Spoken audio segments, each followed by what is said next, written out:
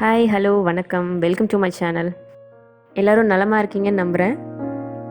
Anil noodles பற்றின ஒரு review இந்த வீடியோவில் நம்ம பார்க்கலாம். ஸோ ஃபர்ஸ்ட் டைம் நான் அதை ட்ரை பண்ணேன். அது உண்மையாக ரொம்ப நல்லா வந்துருந்துச்சு. ஃபஸ்ட்டு ஒரு அகலமான பாத்திரத்தில் இந்த நூடுல்ஸ்லாம் அப்படி எடுத்துக்கிட்டேன். 2 ஸ்பூன் ஆயில் விட்டு தண்ணி வந்து தனியாக கொதிக்க வச்சுக்கிட்டேன்.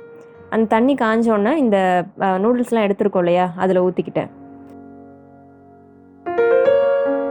இந்த அனில் நூடுல்ஸ் உங்களுக்கு வீடியோவில் பார்த்தாவே தெரியும், ரொம்ப தின்னாக இருந்துச்சு. ஸோ தண்ணி ஊற்றணும் குழஞ்சிரும்னு நினச்சேன். ஆனால் தனித்தனியாக பிரிஞ்சு வந்துச்சு. உடனே தண்ணி ஊற்றின உடனேயே நல்லா தனித்தனியாக பிரிஞ்சு வந்துருச்சு. 2 நிமிஷத்தில் நான் அதை வடிகட்டிட்டேன்.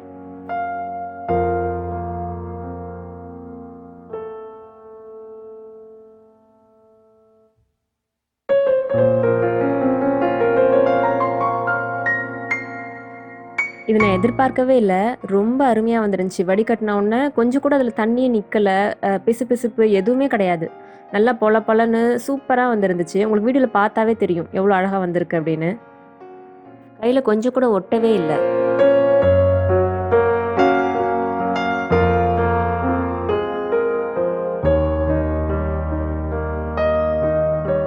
ஒரு 5 முட்டை எடுத்து அதை உடச்சி ஊற்றி மிக்ஸ் பண்ணிவிட்டு இந்த மாதிரி தனியாக குக் பண்ணி எடுத்து வச்சுக்கிட்டேன்.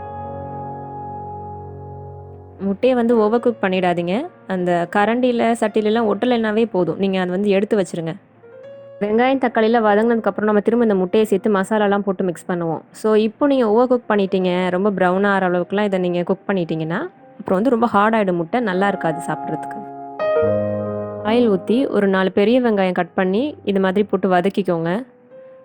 இது வதங்கினோடனே 2 பச்சை மிளகா கட் பண்ணது அதையும் போட்டு வதக்கிட்டு 5 தக்காளி கட் பண்ணது அதையும் போட்டு நல்லா குக் பண்ணிக்கோங்க.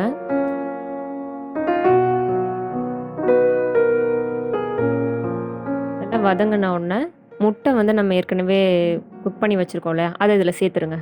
சேர்த்துட்டு அந்த மசாலா கொடுத்துருப்பாங்கள்ல, அதில் ஒரு 3 பேக்கெட் பிரித்து இதில் இந்த மாதிரி கலந்துக்கோங்க, மிக்ஸ் பண்ணிவிடுங்க.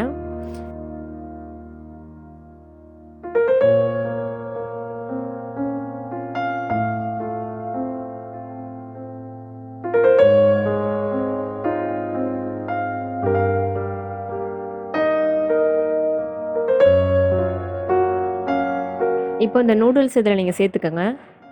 அந்த மசாலா மிச்சம் இருக்கு இல்லையா, அதையும் வந்து சைட் பை சைடு நீங்கள் சேர்த்துட்டே வாங்க. அப்படி இல்லைன்னா அந்த பெரிய பாத்திரத்தில் நம்ம அந்த நூடுல்ஸ் எடுத்து வச்சுருந்தோம்ல, அதில் அந்த மிச்சம் இருக்க மசாலாவை கொட்டிட்டு நீங்கள் மிக்ஸ் பண்ணிக்கலாம் நல்லா. அதுக்கப்புறம் நீங்கள் இதில் வந்து சேர்த்துக்கலாம்.